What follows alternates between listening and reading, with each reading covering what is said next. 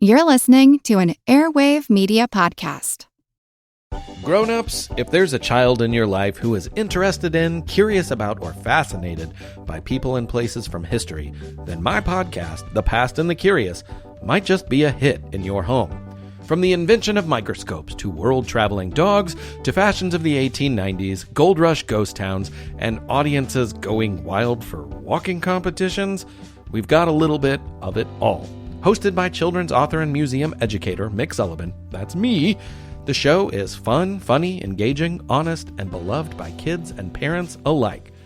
Find The Past and the Curious at all the usual podcast places. This episode is brought to you by our Patreon members. Thank you so much. You're the reason this podcast is still going. If everyone who listened to this podcast gave just $1 a month, we could both turn this podcast into a full-time job and be certain that we could keep it going throughout the pandemic and keep bringing you more episodes. It would be a win for everyone. If you're not a member and you're able to donate, go to patreon.com/ancienthistoryfangirl. Members get ad-free episodes, extra episodes about fascinating topics, and hilarious, mostly drunken conversations we've had with other podcasters and guests. Go to patreon.com/ancienthistoryfangirl and sign up today to join the fun. This is Rome. Women don't get to inherit things.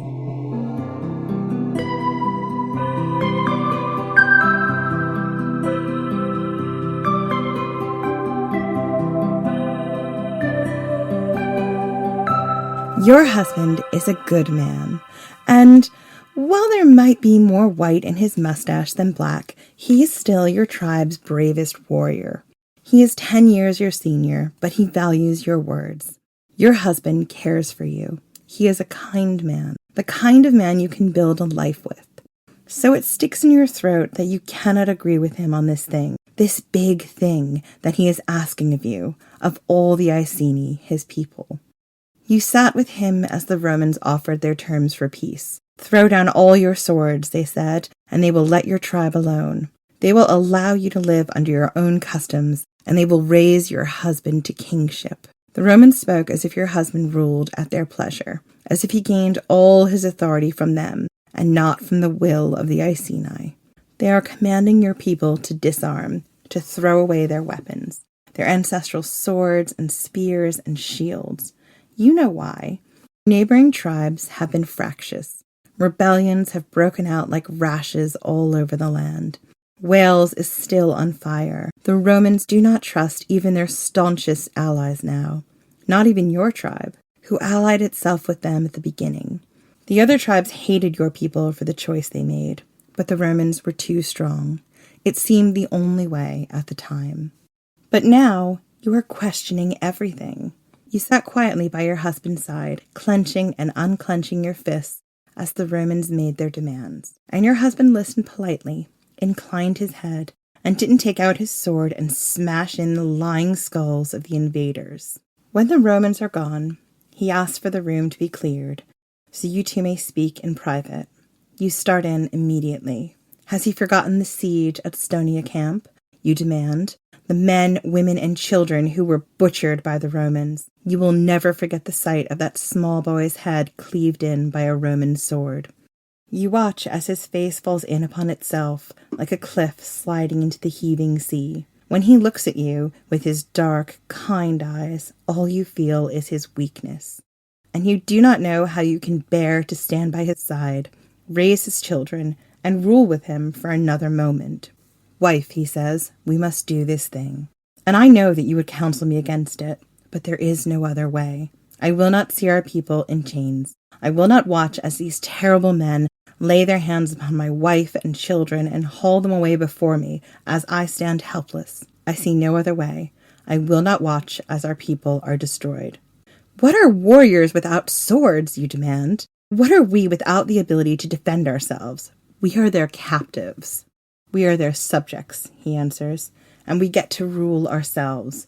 We get to keep our lands. He reaches out to uncurl your clenched hands. What good are lands when we don't have the means to protect them, you ask? What happens when these Romans change their mind and want our land or our people for themselves?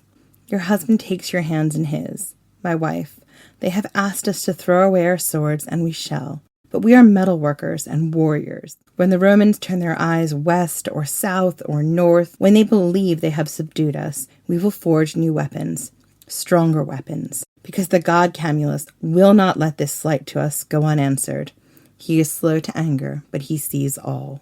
You smile, your spirits lifting. Perhaps he has not been so quick to sell your people's dignity after all. The king keeps his sword, you say. Tell the Romans that it is a matter of ceremony. The pompous Romans will understand that. Then we will give them their show of disarming, but we will tell our people that the swords they are giving up aren't for the Romans. They are a sacrifice for Camulus, for Andraste, for Epona, who have seen these injustices and will guide our hands to victory when the time comes. Yes, your husband says. His hands hold yours, warm and strong, and now you are as one when the time comes. I'm Jen McMenemy. And I'm Jenny Williamson, and this is Ancient History Fangirl. Jenny, we're here! We're finally here! I cannot believe we've actually made it to this episode. We've been talking about it for years. 3 years. Yes! It was like one of the earliest episodes we wanted to do. I have literally been waiting to tell this story since we launched the podcast. And as I'm sure everyone listening has figured out by now, I really love a good revolution. I love digging into the story of people who either peaceably worked for change or took up arms to overthrow their oppressors. Ancient history is rife with these stories of revolution, and the story of Boudicca's revolt is just about as epic as you can get. There's Romans behaving badly, because it's Romans. They're almost always behaving badly. We're going to talk about sexual assault and rape in this episode, so this is your warning towards the end of the episode. There's also murder and flames. And there's a layer of destruction that was literally scorched into the archaeological record of London and Colchester. That layer is called the Boudicca layer. I love that so much. Me too. So I didn't know a lot about Boudicca until I visited the UK for the first time as an exchange student. My then boyfriend and now husband, geez, such a long time ago, we were babies. He was the first one to introduce me to this story of Boudicca. And I think he saw some strange kinship between broke student Jen with her wild, curly, untamed ginger hair, my gross paint-splattered jeans, my purple Doc Martens, and my army surplus bag that was literally covered in a million patches, and an ancient Iron Age warrior queen. But let's be honest, I have no idea what the comparison is there because I just look like a broke-ass student. It must have been the hair. Yeah, I did not look like any kind of Celtic or icy new royalty, but I guess that's what love does to you.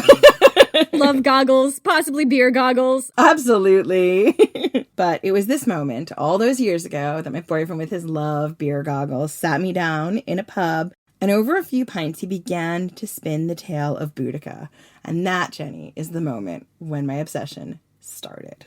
Who was this Iron Age warrior queen who stood up to the Romans, whose name was so revered and feared that stories of her were still spun almost 2,000 years later? We had to know more. We were hooked. I mean, mainly Jen was hooked, but I was hooked too. I love this story. This is one of those stories that we fought to tell. Jenny and I, at the beginning of every season, sit down and carve out the season. And there are always stories that both of us kind of want to tell. And because we're friends and because you got to divide the work evenly, you know, we can't always tell the stories we want to. But this was the Boudicca burn layer hill I was going to die on. I mean, I wanted to tell the story of Anglesey and the Druids' Last Stand, and Jen really wanted to do Boudicca. And I think the cool thing about it is that these two stories actually happen around the same time. So we kind of made Boudicca the capstone because we've been laying the burn layer, I suppose you could say, for the entire season. And now we finally, I mean, we've talked about Anglesey, we've talked about the Druids' Last Stand, we've talked about how the Romans conquered England, what the situation was like. There's a lot about the history that we've just laid down, you know, as a foundation for this. We've talked about Celtic women in mythology, we've talked about ancient female druids and the Morrigan, and the possible roots of genocide of female power holders in Celtic culture that may be echoing down the years in those myths, which I think is really interesting. And now we're finally getting to one of those extremely powerful women that we get to talk about. And I'm really excited about that. Like, she kind of combines everything that we've done elsewhere in this arc. So I think it's really important that we're telling her story and that we're telling it here. I think without knowing what was going on in Anglesey and how dire everything is at this particular moment in the, occupation of Rome and Britain, you don't understand exactly what this revolution meant in the same way. So when we discussed spending a season in Rome and Britain, we knew exactly what story Jen wanted to cover. As we said, Boudicca, the legendary queen of the Iceni. But the story of Boudicca and her people is the story of a world on a precipice of great change. Because Boudicca's is the story of one of the biggest revolts and possibly the final revolt in southern England against Roman rule. But let's start with the most intriguing question of all. Who was Boudicca? Well, this is not an easy question to answer because we don't actually know a lot about Boudicca. Even her name is open to debate, and all the archaeological evidence that we find about Boudicca just leaves us with more questions. More things we desperately want to know about the warrior queen who almost convinced Nero to abandon the Roman provinces in Britain, according to the ancient Roman sources. So, let's start with what we do know. It's very likely that there was a real Boudicca, but like Spartacus or Vercingetorix or Caratacus or Alaric of the Visigoths, Boudicca probably wasn't her real name. Boudicca essentially comes from a Celtic word for victory. Her name means victory or Victoria or Victoriana in Latin. And while it's possible this was her actual name, it's more likely this was an honorific given to Boudicca by her people and then passed along to the Romans who chronicled her story. Boudicca was probably born around 30 AD, although we don't know this for sure. All we know for sure is that she died in 61 AD at the Battle of Watling Street, and that would have made her 31 when she died, if we're going with that birth date. She would have likely been a teenager when Claudius's Roman military campaign began in 43 AD, and a young teenager. She would have been like 13. She would have seen the foreigners come to her land after hearing the stories of Julius Caesar's ill-fated campaign about 100 years before. She would have looked at these foreigners and their weapons of war, and maybe she would have felt a sense of unease. What if this time the Romans decided to stay rather than, as Julius Caesar did, packing up and leaving? What if this time they couldn't be bought off with a tribute? What would that mean for her people? In her late teens, Boudicca may have seen what happened to the tribes who rebelled against Rome. She would have watched as Caratacus united the tribes when the Romans attacked his ancestral seat in Camulodunum, which is near modern-day Colchester, and waged a war that ravaged across southeastern England, a war that Caratacus's followers wound up losing, their lands taken, their families sold into slavery. The people who rose up against Rome wound up the worse for wear, and that is an understatement. Boudicca's tribe, the Iceni, didn't fight with Caratacus. Instead, they were one of 11 who allied with Rome and paid tribute to Claudius's generals. That was a thing that they did 100 years ago, too, when Julius Caesar came to Britain. Yeah, they were one of the original 6. Yeah, and that time, Julius Caesar took their tribute and was like, yep, I rule now, and then he left and no one ever saw him again. So I could imagine that they were thinking maybe we can just pay them off again. Like, it's not a bad strategy. Like, we'll just say we don't have to start a war, we'll just give them some money and hostages, and they'll go away and never come back. Sucks for the hostages, but just give them people we don't like. We're only 3 pages in and it's gone real dark. Right. I'm sorry, whose podcast do you think this is? Are you new here? So, a teenager at the time, when Caratacus rebelled, Boudicca couldn't have known that the peace they bought with their allegiance to Rome would be as fragile as a dragonfly's wing. But this peace was preferable to the violence that the tribes who sided with Caratacus faced. It was a peace that let the Iceni live a life, keep their customs, and trade with the Romans. And, for the most part, continue on the way they always had.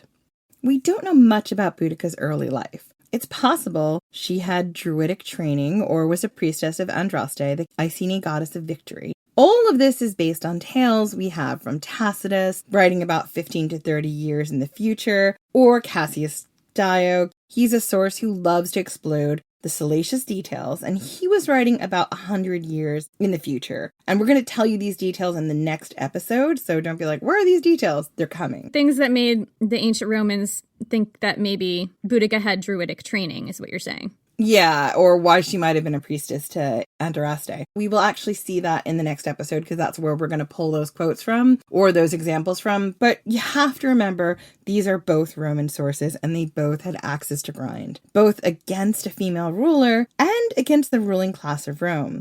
But, as always, they're what we have to go by. Neither Tacitus nor Dio mentions the words druidic training or priestess. Instead, they imply Boudicca's knowledge by her actions. Actions which could have been misinterpreted by the Roman chroniclers or deliberately manipulated to make Boudicca seem like something she wasn't, to horrify a Roman audience who would have picked up what they were putting down. Druids were scary. Druids were especially scary during this time period. Druids were these strange people who practiced human sacrifices, according to the ancient Romans, and who had spent the last few years making a lot of trouble on the British front and on the Gallic front before then. All of this would have been known to the average Roman. They would have been hearing these scary tales about Druids for over 100 years. It's in the commentaries. Julius Caesar was writing lurid paragraphs about the Wicker Man and Druidic sacrifice in the commentaries that he was sending back from Gaul to be read in public squares all over Rome. So people had this image of the Druids as very scary people. These Roman chroniclers knew that giving Boudicca even the slightest hint of otherworldly power, it was basically othering her.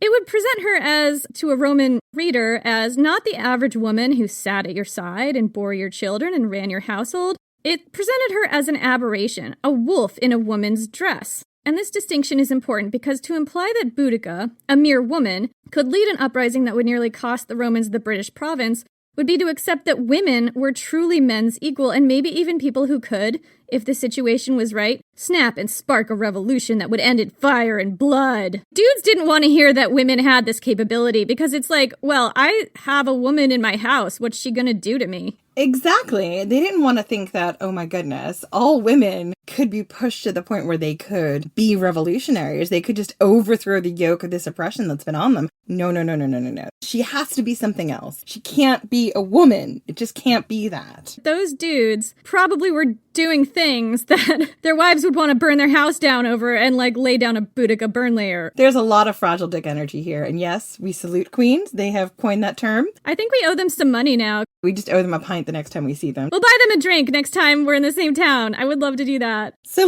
let's continue in the othering of Boudicca. We were busy othering Boudicca. Let's continue. Yeah, let's continue. It's fine. What did Boudicca look like? Even this is open to debate. According to Cassius Dio, quote, in stature, she was very tall. In appearance, most terrifying. In the glance of her eye, most fierce. And her voice was harsh. A great mass of the tawniest hair fell to her hips. Around her neck was a large golden necklace, and she wore a tunic of diverse colors, over which a thick mantle was fastened with a brooch. This was her invariable attire. So let's break this down. Cassius Dio tells us that Boudicca was a giant of a woman. Just massive. So massive, so tall. She was Brienne of Tarth, okay? Oh yeah, absolutely. She was terrifying with her waist-length, flaming red hair, and she wore a tunic of diverse colors. She would have been wearing a tribal tunic, most likely of like a plaid or like a tartan pattern, because we know that that is something that we see in ancient Gallic and Celtic cultures. The Gauls are described as wearing what we would recognize as plaid in Roman times, which is really interesting. So that's kind of what I pick up of that. That's what I'm picking up as well.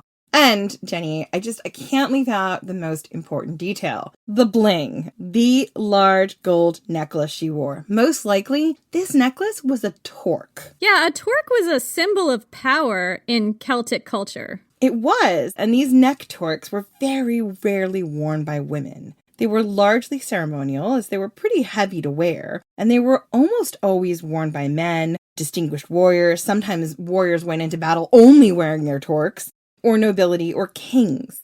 Wearing a torque would make Boudicca stand out as a female leader, who was so fierce that she wore a necklace traditionally worn by men, by warriors or kings. She was formidable in every sense of the word, including her fashion sense. Yeah, and so like a torque it's not really like a necklace the way I picture a necklace. I mean, I guess it's a kind of necklace, but like it's more like a round tube, like a really thick neck ring, sometimes very elaborately decorated, with a gap in one side so that you can fit it around your neck, or sometimes they make them for like your arm or your wrist too. And I imagine that this torque was a symbol of her rulership. She might have taken it off her husband's corpse. That's my thought.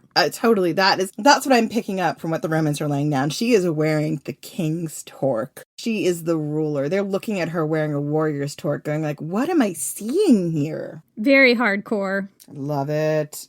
Archaeology doesn't tell us that the Iron Age Britons were particularly tall, and there is no evidence that the ancient language spoken by the Iceni would have been harsh to the ear, although I don't know, like, in terms of, what ancient Brittonic sounds like. What did it sound like? I don't know. I did not feel the need to go down a rabbit hole to research this. So, why does this description matter so much? This description of this towering woman with this harsh voice and this flaming red hair and this massive torque. They're othering her. It serves to make her into this, giant, massive boogie woman who had a harsh voice, who wore the necklace of a warrior king, so she was, stepping outside of her appropriate gender role, according to the Romans, whose hair was long and wild. In short, she was a terrifying figure. Yeah, that was hair that was not styled like a noble Roman woman's would be. Right. It was wild and streaming down her back as she rode her chariot into war. Woohoo! In short, she was a terrifying barbarian, not a woman. Certainly not a woman like a proper Roman wife or mother. I mean, that's the comparison. And she's not, the only woman from outside of the Roman culture that gets very othered in Roman writing. Another one is Cleopatra.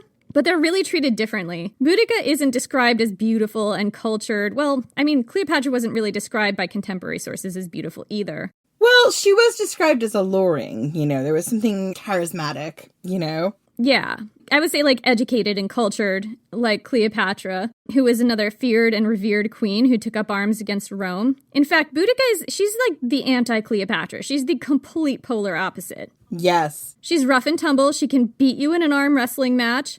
She might be a queen, but she's not a queen like Cleopatra. She is a warrior queen. And here's another fascinating link between Boudicca and Cleopatra. They both, according to some contemporary sources and artwork, had red hair. And that's really interesting. Sometimes Cleopatra was depicted in ancient artwork as having red hair. Yes, which, I don't believe she had red hair, but, I want to talk about this for a minute because the red hair is kind of an interesting othering thing that we've seen several times in the ancient sources. We know that Boudicca is usually depicted as being a redhead, a wild ginger like me, but we don't actually know that her hair was red. It could just as easily have been brown or strawberry blonde or blonde or black, because here's the thing about redheads in antiquity. Particularly in ancient Rome, describing people as having red hair was a way to other them, to set them apart and make them the enemy. We saw this with the Thracians, and it's possible we're seeing it here too. We also saw it in vampire myths. We did. In particular, redheads in ancient Greece were believed to be vampires when they die because they had red hair. That was literally all there was to it. Yeah, like redheads were believed to be these supernatural, soulless beings. And I think that carried into ancient Rome, and there's all this baggage around that, which we break down in our first vampires episode, which is way back, but it's a good one. So while I don't think that Cleopatra actually had red hair, like, let's be honest here, it's possible, but I really don't think it. I really do hope that Boudicca had red hair, but it's just as likely that she wasn't a ginger and that this hair color was given to her to make her more fierce and more unlike the Romans. Because red hair in Rome was rare, and it would have taken lots of dye or a good wig maker to achieve. So the idea of natural red hair was something pretty unnatural to most Romans.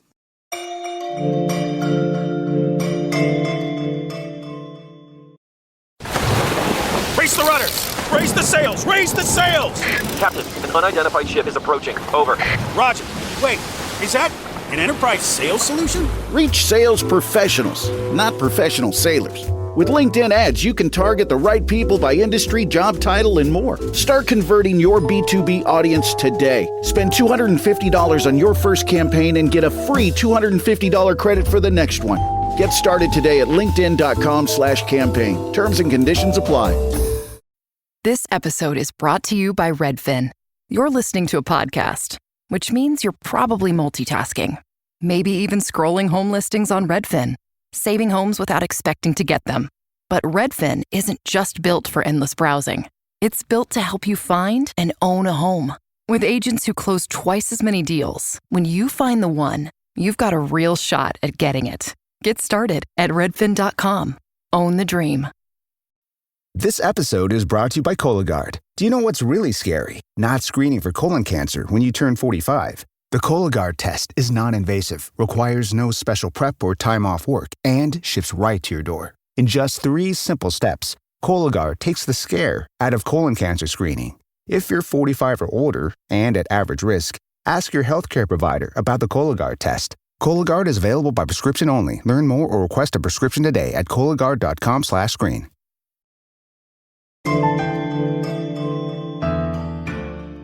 So, to recap, Boudicca was possibly an unusually tall, possibly redheaded teenager when Claudius first came to England. She was from a high-born family, that's pretty well known, and she no doubt heard all the news about the southern tribes rebelling under Caratacus, their devastating loss, and Caratacus having to flee to Wales to continue the fight. Her own tribe, meanwhile, the Iceni, made peace and paid tribute to the Romans. So, who were the Iceni? The Iceni lived in the east of England, where modern-day Norfolk is located.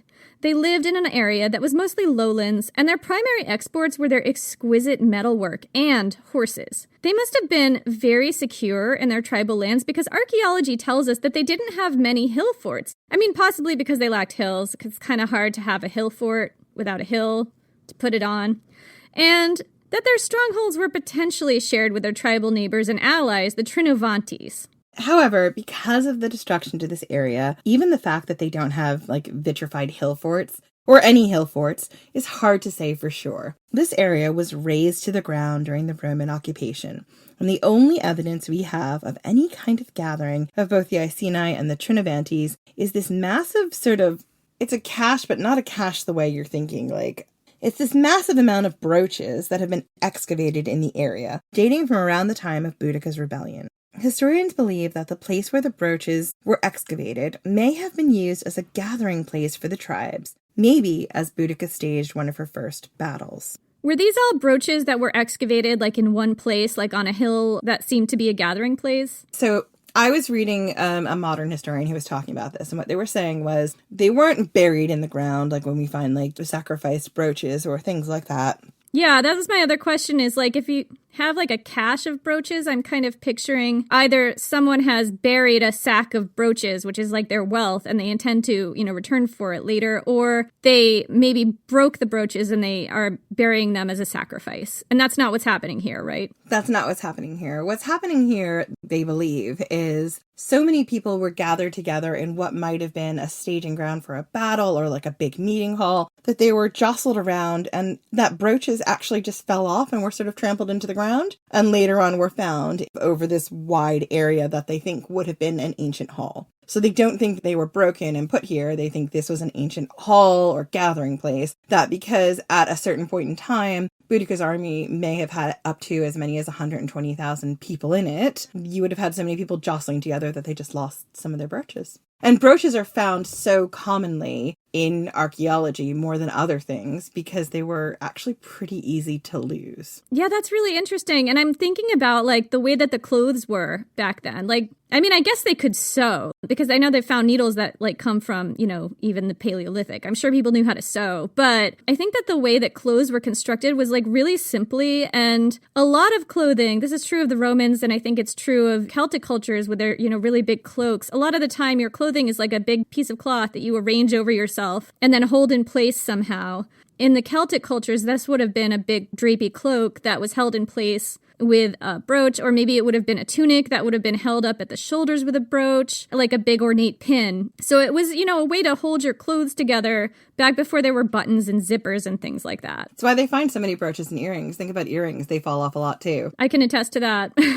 But yeah, so that's what they think happened here. People who wear brooches today, and sometimes it's more decorative, it's just kind of pinned to your shirt as an accent, as opposed to as, a tool to hold your clothes together. Yeah, the way modern fashion tends to incorporate brooches is on your cardigan or on your coat or stuff like that. But at this point in time, the function of a brooch would be to hold your clothes or your cloak or your whatever, to hold it to you so you didn't wind up naked. You're right. So there's a lot of people in this army who are all of a sudden winding up naked because their brooches fell off in this meeting. And this is why they fought naked with only their torque. I figure it's solved an ancient mystery. Exactly, we've solved it. That's what they think. And you would imagine if brooches were this important, then they probably would have had other means to hold the clothing together. I imagine needles and stuff like that. Anyway, let's get back to our story now that we've broken down the brooches. The Iceni sided with the Romans quickly after Claudius's invasion began, and they did well out of their partnership. It's hard to know why they sided with the Romans so quickly, whether the Romans made them an offer, a bribe, promises of many ornate busts of Julius Caesar. How many busts? Exactly 6?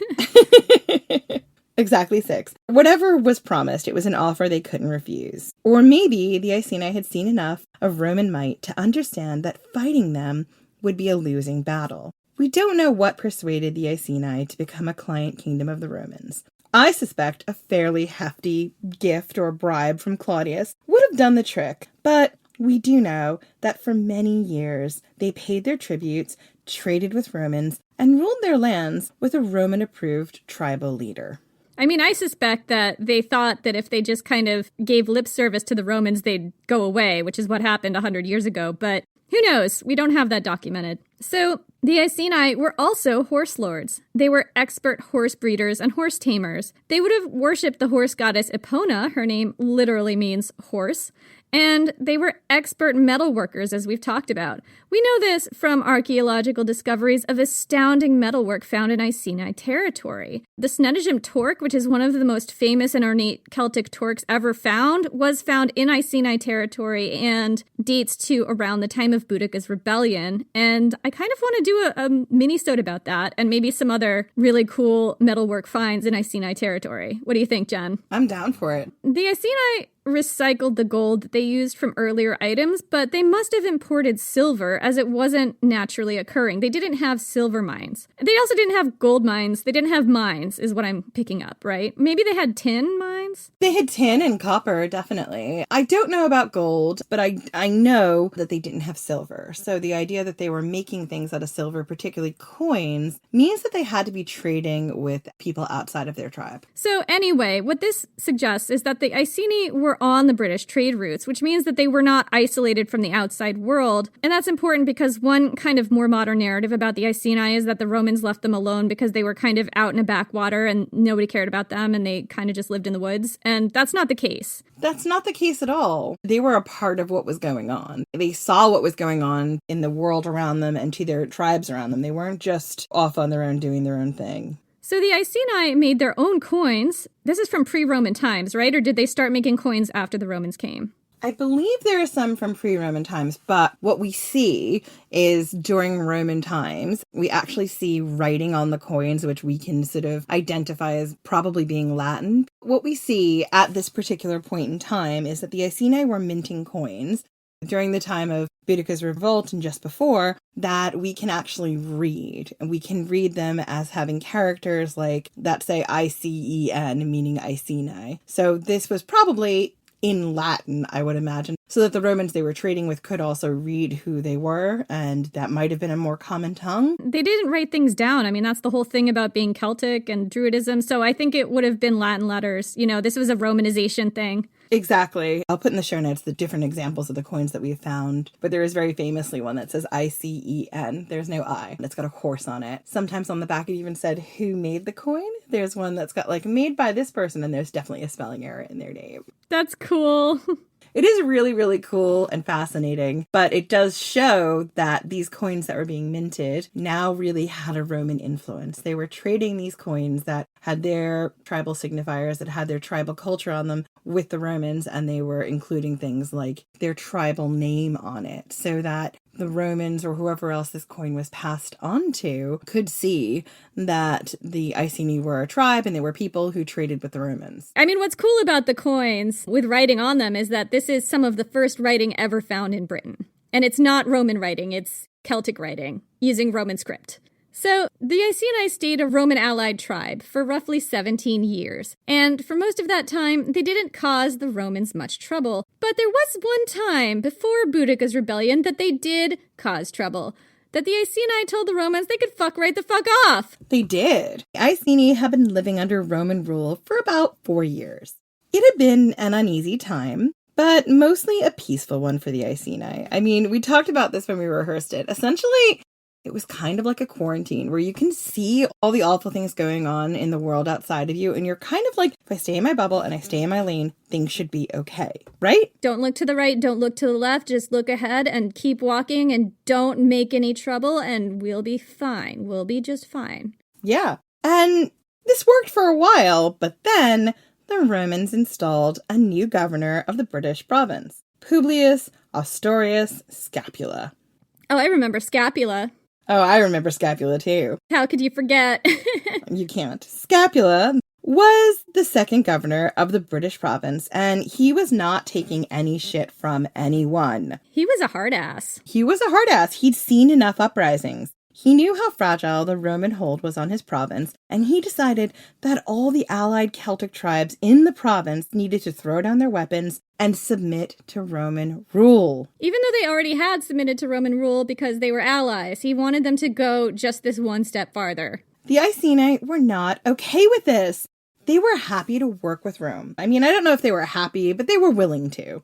They gave them tributes and traded with them, but they were proud Celtic warriors. They were metal workers. They were not about to throw down their swords and just obey these outsiders. So the Iceni rose up and rebelled against Scapula. The battle went down at a hill fort, most likely Stonia Camp near Cambridge. Whose hill fort was this? We don't know because we've just spent some time saying that the Iceni didn't really have hills or hill forts. Right, so this might have been like a Trinovantes fort, like an allied neighbor's fort. That's what I think. They don't mention the other sort of allied people fighting with them, but I can assume, and I think you can assume, that if this was happening to the Iceni, it was happening to everyone else, and they were all pissed off about it at the same time. They just called up the Trinovantes and they're like, hey, can we have the keys to your hill fort for like a weekend? They were like, fuck yeah, and we'll tell you why in a little bit. So, yeah, maybe one of the neighboring tribes let them borrow their hill fort for the weekend, because they also didn't agree with a no weapons ban. The ancient sources don't tell us which one if this is the case. Anyway, after a hard-fought battle, Scapula stormed the fort and managed to put down the revolt. The archaeological evidence of what happened is really gruesome. Jenny, do you remember that? I can't remember exactly what happened. Well, this is just the Wikipedia page about Stonia Camp, which was a hill fort, I guess adjacent to Iceni territory. I forget exactly where it was, but they found skeletons in the hill fort with sword marks on them dating from around this time, including the skull of a child that had been cleaved in two with like a bladed weapon, like an axe or a sword, I think. Yeah, which is horrifying. Once this revolt was put down, the Iceni must have had something the Romans really wanted to trade, because they were allowed to remain independent as long as they gave up their weapons. And we know that wasn't the case for other tribes, you know? Yeah, I mean, the fact that the Romans didn't just enslave everybody right then is, I don't know what it tells us, but it tells us something. It tells us there was something there that the Romans valued or wanted from the Iceni that we don't know. And the Roman sources don't tell us what that thing is either, because potentially it might be something that put them in a negative light. They might have had good grazing land. They might have been where the Romans were planting things to feed everyone. They could have done that without the Iceni there, though. You know, they could have taken the grazing land and the agricultural land. Like, we don't really know what's going on. So the Iceni this time ruled over and decided that they would do what the Romans told them and disarm themselves and get rid of their weapons. Their old king had either fallen in battle or he was deposed by the Romans and a new king was crowned. A new Roman-approved, Roman-allied king who was gonna play ball. And that was, how do I say this? Prasutagus. Prestegosaurus. Oh boy. Prestegosaurus was... He was a dinosaur, kind of an old-fashioned guy. He was pro-Roman. The thing about Prestegosaurus is he was okay with throwing away his sword because he still had that very spiky tail. He did. He had a really spiky tail. He had those, like, spiked ridges all along his back. He was a Prestegosaurus. It's fine. Were those ridges just for defense or, you know, did they have, like, blood vessels? Were they kind of an erogenous zone? We don't know. We don't know, and we are not going to be writing weird dinosaur Iron Age King erotica on this podcast, Jenny Williamson. I bet Boudicca knew. Oh, we know Boudicca knew. But she's not telling us, so we're just going to speculate filthily. I mean, I don't think I can stop you, so... Prestegosaurus and his wife, Boudicca, ruled together over the Iceni for 13 years, and those were prosperous years for their tribe. everything was fine. It was fine. Just don't step out of line and it's fine.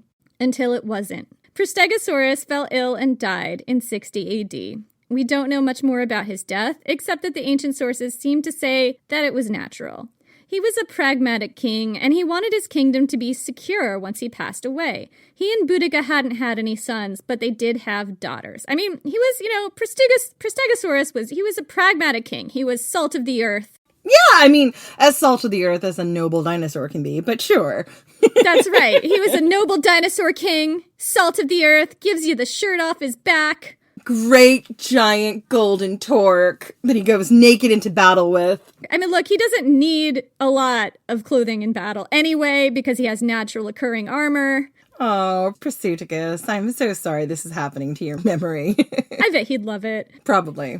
What I'm trying to say is that Prestigosaurus and Boudicca didn't have any sons, but they did have daughters. And this wasn't that major of a concern for Prestigosaurus or his people. He was happy for his kingdom to pass on to his daughters to rule once they came of age. And I think that what we basically know about women in Celtic law, what I know anyway, comes from Brehon law, which I believe is Irish and from about 1,000 years or so in the future. So it's a little bit iffy, but the picture we get is that women did have a lot more status in this culture than women did in ancient Greece and Rome, including, their ability to own and inherit property. And also, dinosaurs aren't sexist. So he had absolutely no problem with his kingdom going to his daughters. I'm really glad to hear that dinosaurs aren't sexist. That really, that warms the cockles of my cold, dead heart. What is a cockle? I'm going to Google it. Oh, okay. So this expression uses the corruption of the Latin name for the heart's ventricles. So the coccali cordis would mean ventricles. And so when you say it warms the cockles, you're literally saying it warms the ventricles of my heart. Interesting. I didn't know that.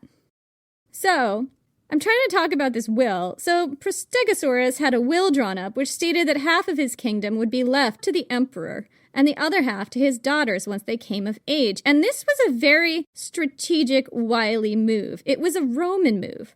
A move that spoke of a dinosaur man who had submitted to the rule and laws of his Roman occupiers and who wanted to make sure that they were not going to find any way to screw him over here. They were going to be appeased. He was trying to appease the Romans and ensure that there was something left of his kingdom to pass on. I don't know exactly what was going on here with Prestigosaurus, like if he had Roman citizenship at this time, because what we do know about Britons who attained Roman citizenship is that a lot of the time it would have been somebody like him who was a ruler of a tribe that the Romans wanted to keep loyal at this point in history. And if you had citizenship, you were allowed to pass things down to your heirs, but if you didn't, you were not.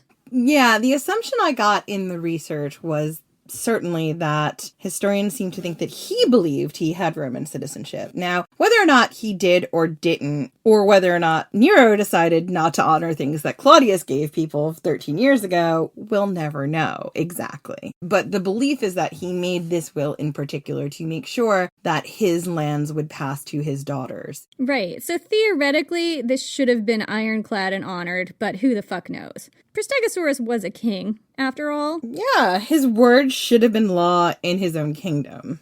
You would think that, but there's one major problem here. Prestigosaurus began his reign during the rule of Claudius, but he died during the rule of Nero. So essentially his major problem is a Nero-shaped, ginger, neck-bearded problem.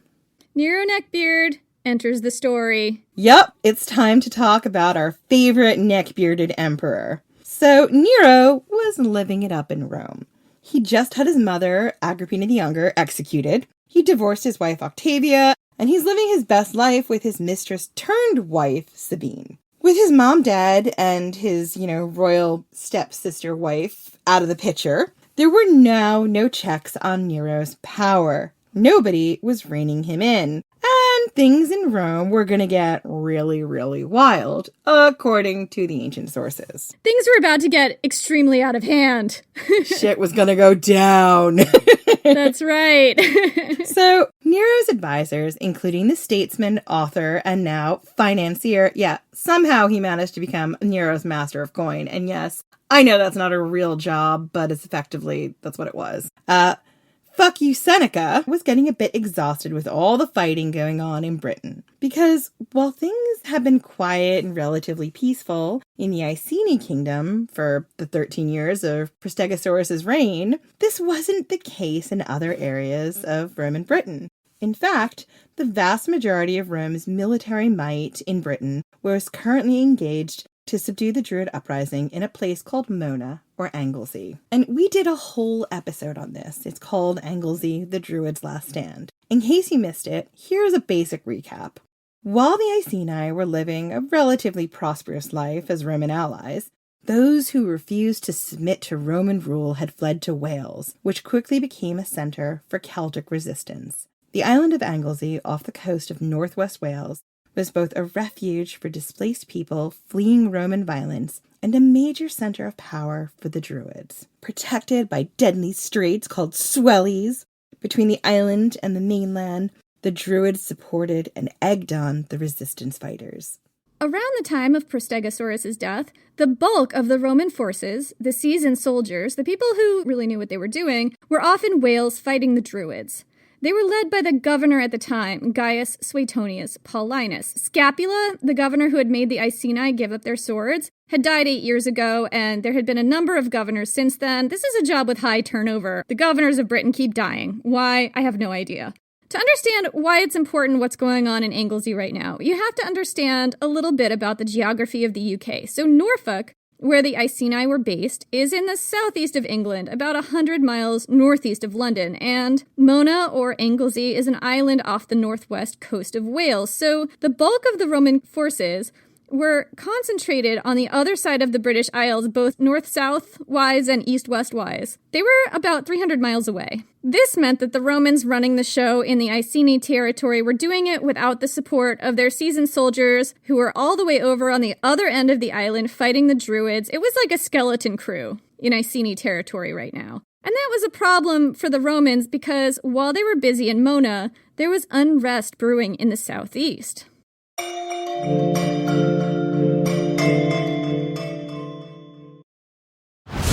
On December 12th, Disney Plus invites you to go behind the scenes with Taylor Swift in an exclusive 6-episode docuseries. I wanted to give something to the fans that they didn't expect. The only thing left is to close the book. The end of an era. And don't miss Taylor Swift, The Eras Tour, the final show, featuring for the first time the Tortured Poets Department. Streaming December 12th, only on Disney Plus.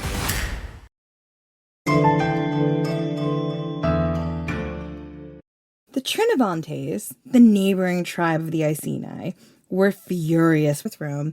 The Romans had seized Camalodunum, whose name meant the stronghold of Camulus. Camulus was a Celtic god of war and was sacred to the Trinovantes.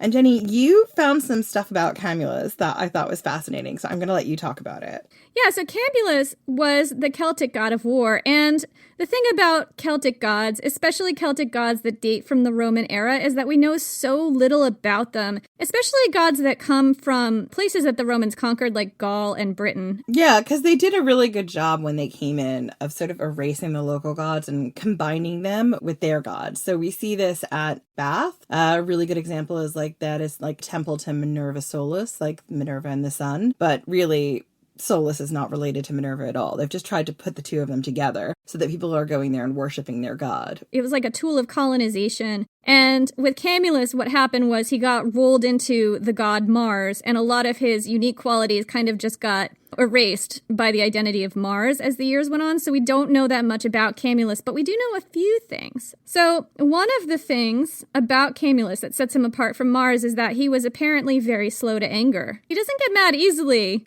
but when his fuse blows, it blows. There were other things about Camulus that it might be interesting to know. Depictions of him often show him wearing ram's horns on his head, and he had an unbreakable sword made of iron. So Camulus was heavily associated with iron. He was believed to guide people to rich iron ore deposits so that they could make swords that would help them defend themselves from their enemies. And it was said that Camulus would search the earth over for the finest iron possible so that he could create the strongest warriors in the world to defend their territory. So he was all about defending what's yours, Camulus. He was a defensive war god and not a colonizing war god. You know what I mean? Yeah, which is super fascinating. Yeah, and it's also said that pieces of magnetic iron were believed to be channeling Camulus. Celtic people, in Britain during this time might carry pieces of magnetic iron as a form of protection and to bring a little piece of Camulus's defensive power with them. So that's a little bit that we know about Camulus. But the big thing about Camulus is that he's very slow to anger. But when he does get angry, watch out. He's a fucking volcano, kids. So Camulodunum was originally the ancestral home of the Trinovantes. At some point, it was taken over by the Catavolani, Caratucus's people. It might have been taken over several times because this area probably had a significance to lots of different tribes who worship Camulus. If you look at the Roman accounts of what happened when Claudius originally started his invasion of Britain, there's all this conflict there, and apparently the Catavolani were attacking other people and taking over their territory, and this might have been one of the things that happened then, but we don't really know. It's not that clear. It's not that clear because, the Romans didn't really understand the tribal boundaries. Right, and maybe the Trinovantes were allies of the Catavolani and just lent them the keys to their Iron Age hill fort. We don't know. Anyway, but then the Catavolani got defeated by the Romans in the 40s, driving Caratucus out. The Romans seized this area to create a colonia for retired Roman soldiers. And this is really fascinating. The name of this colony is essentially like the Colonia Victorianus Claudius, which is like the colony of the victory of Claudius. Yeah, and this was like a retirement town for Roman soldiers. For Roman soldiers. And these Roman soldiers who could be retiring there might have served on the British front. They could have served on the Gallic front. They could have served anywhere. Like, where you got your retirement when you retired wasn't necessarily based on where you served or where you had lived the bulk of your life. So this colony had grown in importance until it turned into the capital city of Roman Britain. It was a major center for trade, giving access to vital rivers to bring goods into the UK and out of it. Meanwhile, here's how the Roman veterans treated the Trinovantes who already lived in the city, and this is a quote from Tacitus's Annals. Quote, "For these new settlers in the colony of Camulodunum drove people out of their houses, ejected them from their farms, called them captives and slaves, and the lawlessness of the veterans was encouraged by the soldiers who lived a similar life and hoped for similar license." I'm assuming these other soldiers here were currently employed in the Roman army and were supposed to keep order, but were clearly not doing that. A temple, also erected to the divine Claudius, was ever before their eyes, a citadel, as it seemed, of perpetual tyranny. Men chosen as priests had to squander their whole fortunes under the pretense of a religious ceremonial. So, the Roman veterans, newly settled in Camulodunum, did not treat the Trinovantes well, according to this quote. They drove them out of their homes, took them into slavery, and were encouraged in their violence by local Roman soldiers who were supposed to keep the peace, but who were not keeping the peace. To make matters even worse, I'm going to talk about this temple here. The Romans built a temple to the deified Claudius, their oppressor, in Camulodunum, that the Trinovantes had to look at every day, probably built over a temple of Camulus. Yeah, it was built over a temple of Camulus. And now you've got the freaking temple of the deified Claudius. He's not a god. He's just a dude who came in and oppressed them and took their lands. No. Yeah, and I want to talk about the thing about the priests, because here's what I'm picking up from this. It's a little bit unclear, but the picture that I'm getting about this is that the Romans forced the highest-ranking Trinovantes to work as priests at this temple and or to donate all their material goods to it under the pretense of some kind of a religious ceremony. And this was a way to wipe out their power base, basically. The Trinovantes, understandably, harbored a deep and burning rage against the Romans. They were a powder keg just waiting for the fuse to go off, and this had been going on for years. Like Camulus, they were slow to anger, but when they angered, watch out. Boudicca's husband died in 60 AD. At the time, a procurator called Decianus. Yeah, now all I can see is anus. Decianus catus. Is that Latin for cat anus or what? I don't like him very much, and as we'll see in episode 2, he kind of is a cat anus, although that's unfair to cats' anuses. I feel like it's a little bit of an insult to cats, but it does look like cat anus to me. let's get back to the 10th Catinus, who I am now just going to call Catus, Decianus Catus. 10th of his name. Anyway, Decianus Catus was in charge of collecting the taxes and levies against the allied British tribes. He probably wanted to make a name for himself, or at least cement his worth to Nero as someone who could get things done. You know, Nero was a very, fair-weather, moody guy. You want to be the guy who's given him the money for what he wants. He's very spendy. So, Catinus. We can't hold it in. Anyway, so he decided it was time to call in all the loans that the British tribes owed to Rome. And according to Cassius Dio, quote, an excuse for the war was found in the confiscation of the sums of money that Claudius had given the foremost Britons. For these sums, as Decianus Catus, the procurator of the island, maintained, were to be paid back. This was one reason for the uprising. Another, Seneca, fuck you Seneca, in the hope of receiving a good rate of interest, had lent the islanders 40 million sesterces that they did not want, and had afterwards called in this loan all at once and had resorted to severe measures in exacting it. What is happening here with this loan? Yeah, let's unpack this a little bit. According to Dio, the Catinus decided to call in all the loans on the allied Celtic tribes. And these loans, some dating back to Claudius, might have been seen by the tribes as gifts and not loans. Possibly, they were even given at the time as bribes to get the tribes on side with Rome at the beginning of the invasion, or to maintain good relations at some point after. We don't really have any idea. Yeah, and then there's this possibility that Seneca had loaned them money that they didn't want, and then immediately called it back, which would make it different than the Claudius loan gifts or whatever bribes. Yeah, we don't know exactly what's happening here because I don't think Dio knows exactly what's happening because he's writing about 100 years in the future. And this is obviously something that has been muddled. And at this point in time, both Claudius and Seneca's reputations have taken some smackings. I think that probably the most plausible explanation here is that at the beginning of the Roman invasion, Claudius paid some of these tribes off to get them on side. That's possibly what was happening. And now Seneca was saying, all right, it's time for you guys to pay back that loan that these tribes thought was a gift and not a loan. But at some point in time, Seneca, according to Dio, gave up 40 million sesterces. We don't know what he gave this enforced loan for. If it was bribes, if it was trying to get, like, the Iceni onto, like, a Roman currency, and that's where maybe some of that silver came from, we don't know. Yeah, so it's possible that this uprising was a result of cultural confusion over this money. I mean, Jen and I are confused, so it wouldn't surprise me if the Iceni were confused. It's also possible that fuck you Seneca, who is now a high-ranking official in Nero's court and also a grade A asshole, was starting to see the way the wind was blowing and wanted the money that he'd lent paid back because Nero was a fan of the high life and he was starting to drain the treasury. He was starting to gild all the nipples of everybody in the Praetorian Guard, and that was expensive. The British Isles were a great place to exact some much-needed resources from, whether those resources were taxes, slaves, wood and metal, and other natural resources, or conscripts for Rome's armies. Whatever the actual reasons for this whole debt situation, we do not know. It's possible that the procurator Decianus Catus, 10th of his name, was the one who went tribe to tribe exacting these quote-unquote loans. It's his rapaciousness that ancient writers blame for sparking the rebellion in the first place. Tacitus, in his treatment of Boudicca, is much more matter-of-fact than Dio. He doesn't dwell on salacious details.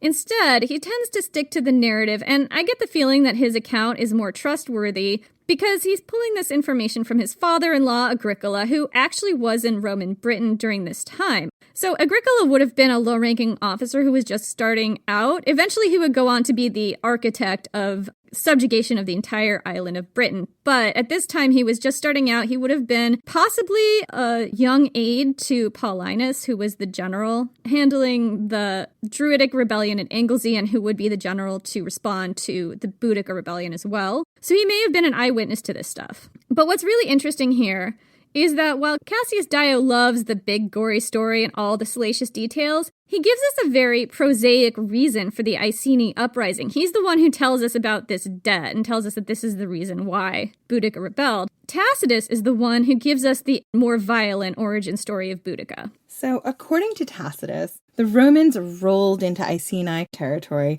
probably looking to collect on this giant loan that the Iceni hadn't wanted in the first place, and maybe didn't even realize was a loan at all. We don't know exactly what was said, but it's likely that one, Boudicca, whose husband had just died, did not have the money to pay back this loan. And two, the Romans were not pleased that old Pastosaurus. Pastosaurus? What did we call him? I called him Prostegosaurus. Prostegosaurus. Let's stick with Pastosaurus now. That's fine. That sounds delicious. They weren't pleased that old Pastosaurus had left half of his tribal lands to his daughters and the other half to Nero. They wanted it all. Yeah, they wanted it all. So Decianus Cattus told Boudicca and the Iceni that Pastosaurus might have been their king, but that he ruled at the pleasure of Rome. And he had no right to leave a will. Everything he owned, including his people, his wife, and children, were property and subjects of Rome. Also, this is Rome, so women don't inherit shit. Like, don't start getting wild ideas, ladies. Even if you are a citizen and you have rights to leave things to your descendants, you can't leave things to women. This is Rome. Women don't get to inherit things. Forget it. Absolutely. We are going to talk about what happened to Boudicca and her daughters, and we're going to talk about rape. If that is something that you're not comfortable hearing about, we will see you in the next episode. Just know something really bad happened. Okay. From here on out, that's what we're talking about. So, to prove that the Romans were the bosses here, they started to debase and humiliate the nobles. We don't know exactly what that means, but we can guess. They enslaved them, and they stripped Boudicca, the queen of the Iceni, and flogged her while her daughters were carried off by soldiers and raped or potentially gang raped. That's awful. It's awful. And we know that daughters were young. We know that they were not of marriage age, and that's why when they were given the land to rule, their mother was to rule at their side as their regent. I would guess they were probably young teenagers at the oldest, because marriageable age in the ancient world was not that old. Yeah, exactly. So we're talking really about children here, which is awful. So according to Tacitus, this is exactly what happened. Quote, King Pastosaurus, celebrated for his long prosperity, had named the emperor his heir, together with his 2 daughters. An act of deference which he thought would place his kingdom and household beyond the risk of injury. The result was contrary, so much so that his kingdom was pillaged by centurions, his household by slaves, as though they had been prizes of war. As a beginning, his wife Boudicca was subjected to the lash and his daughters violated. All the chief men of the Icenians were stripped of their family estates, and the relatives of the king were treated as slaves. So what happened to Boudicca and her daughters is the literal use of rape as a weapon of war. Boudicca was stripped and flogged before her people to debase and humiliate not just her, but her whole tribe. She must have objected when the Romans arrived and told her that she was no longer queen, that her lands were no longer hers, that her people would be sold into slavery to pay back a loan that she didn't even realize that she had to pay back, probably. My assumption is that she probably mouthed off. She probably did not take this lying down. No, I imagine that she was like, excuse me, what now? What's this? Right. Yeah, look, we're still mourning the death of our king. We're just getting ourselves sorted. We're not going to deal with this nonsense that you've brought to us. And I can imagine that the Romans at this particular point in time were like, excuse me, we do not take orders from you. You have no right to even do anything or rule because you're just a woman. And the person who's in charge here is Rome until we find a suitable regent, and it won't be you. Yeah, and so they decided to educate her on her place in the Roman world that she was now inhabiting. So that education would have involved her being stripped, possibly naked, in front of everybody in her tribe and flogged. And flogging in this context does not mean beaten. It means scourging, which we have talked about before. We go into detail about scourging in our episode on the First Servile War, the one about Eunice and the mermaid goddess. And the fact that she was scourged is interesting because scourging was not something you were supposed to live through. it was pretty much always used as a precursor to crucifixion in the Roman world. It's something they really did if they wanted to make an example of you. It involved using a type of whip like a cat o' nine tails with multiple strips of leather that had small pieces of like sharp things like bone or nails or something in it. And that's a whip that's intended to rip flesh from bone. And we have ancient world sources that talk about what this was like. That was basically just like breaking your body open. Like, you're not supposed to live through it. It's possible that the Romans might have been planning to crucify Boudicca next to really make an example of her. I have heard this story many times, and it wasn't until I was in this research that I really started to think that is probably what they wanted to do. Because they had no time for a tribe to rebel in the east of the country when everyone was all fighting in the west. They just needed to put this shit down and move on to the next thing. Yeah, they needed to come down on them really hard so that this would not turn into a giant conflagration. And also, like, all their more experienced soldiers weren't there, so these were probably, like, not the most experienced guys, so they were probably, like, just bringing the hammer down because they didn't know any other way to handle this. Yeah, the person in charge had an agenda, and the people he had with him were not as experienced, and I think what you're going to see happening is things really get out of control real quick. They aren't bringing their A game here. This isn't the cream of the crop Roman soldiers handling this right now. So another clue that the Romans had planned not just rape and scourging, but execution was the rape of Boudicca's daughters. So the ancient Romans didn't believe in killing virgins. And what that meant in practice is that sometimes young women, if they were imprisoned and scheduled for execution, and this happened a couple of times that I've seen in different parts of Roman history, they would be raped in jail before being executed, which is really fucking horrible. So taking Boudicca's daughters off and raping them might have meant that the Romans wanted to execute both Boudicca and her daughters, but before they could do this, because of their beliefs, they had to rape the young virgin princesses of the Iceni tribe because they didn't kill virgins, which is fucking awful. They were young virgins. They were princesses. They should have been protected. No one has the right to rape anyone ever. This is awful. And the Iceni people were fucking furious. So we don't know exactly what happened next. What would have stopped the Romans from carrying out their plan of potentially crucifying Boudicca, if that was even their plan? And another thing that makes me think it might have been their plan was the fact that she lived through this scourging. They might have just been getting started when they were stopped. I totally agree. And like I said, as I was reading, I was like, wow, I never put those pieces together, but it makes a lot of sense. So this insult to the queen of the Iceni and her daughters could not be borne.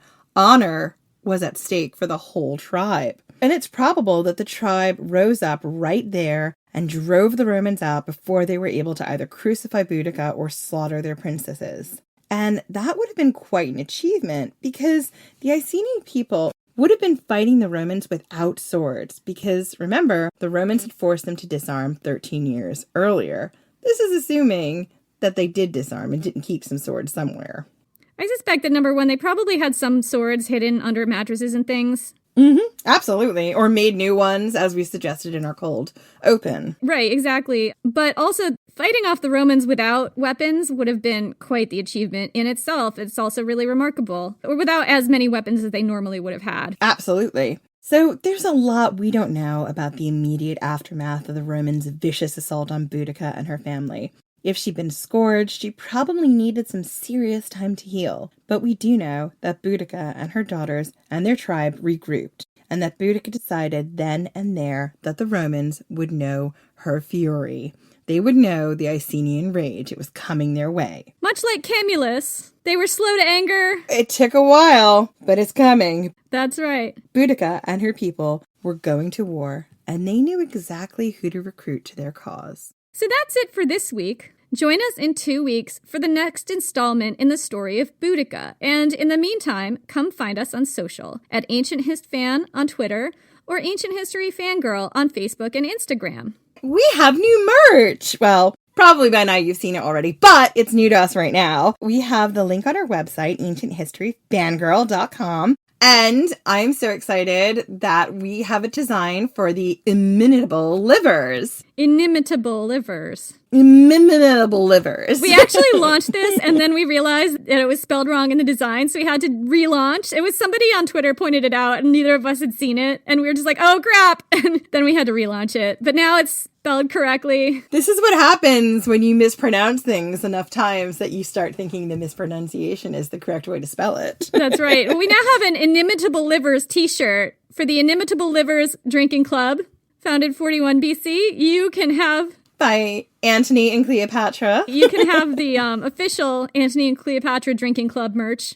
I hopefully have my t-shirt in the mail by the time this episode goes up. I'm really excited. Me too. And in addition to supporting us by picking up some new merch, you can also maybe join our Patreon. Starting at just $2 a month, you get ad-free episodes dropping a whole day early, plus extra episodes that don't play in our main feed. There are side quests and our drunken hangouts with some of your favorite podcasters. So we have some Patreon members to thank, don't we, Jen? We do. Thank you so much to our first inimitable liver, Ben Aronovich. Thank you, Ben. Hildegun Winther. Joy Taylor. Okay. Just okay. Spelled with an E. Stephanie L. Hawk. Mark Finley. Marie Hicks. Peter and Kathy. Amy McFarland. Amber Davis. Boulder 12. Catherine Skihan. Megan Williams. Donald Moeller. Aaron Robbins. Virginia Owl. Chris Cash. Megan Shade. Becca Shamrock. Cassandra Morrison. Ellen Flagel. And Kevin McLaughlin. Thank you all so much. Thank you for listening, and we will see you all in 2 weeks.